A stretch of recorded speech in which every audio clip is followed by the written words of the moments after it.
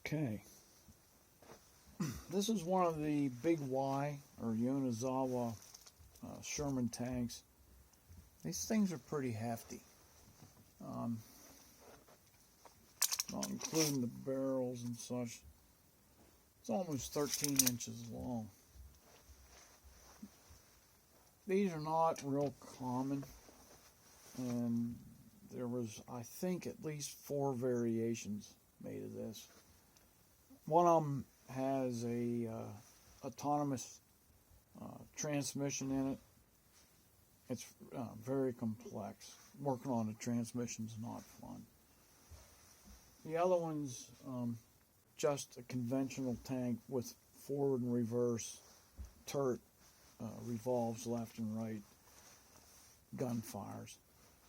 This one is actually, this is an anti-aircraft version. It has the pom-pom guns on it.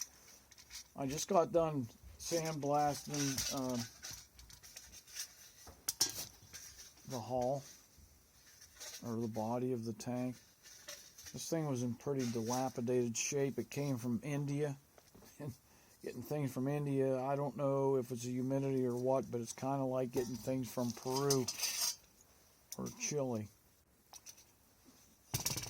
Anyhow, as I'm tearing this down, I noticed that there's a plate and tabs underneath this anti-aircraft gun that actually oscillate the barrels.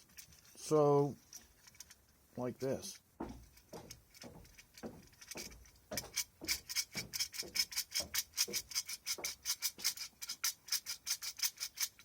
I'm not sure what was used to activate this plate right here.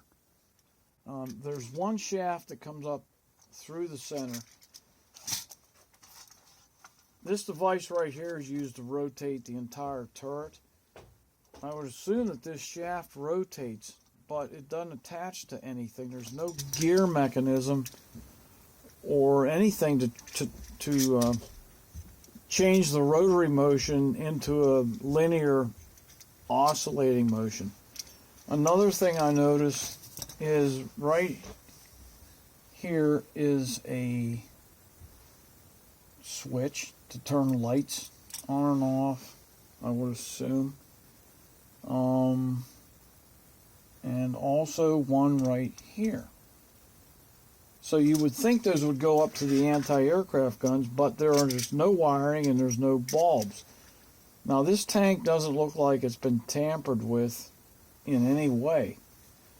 So I don't know if this anti-aircraft gun was actually removed from another Yonezawa tank or what. Anybody that may have one of these, if you could take some photographs down inside this mechanism, if possible, it would be greatly appreciated.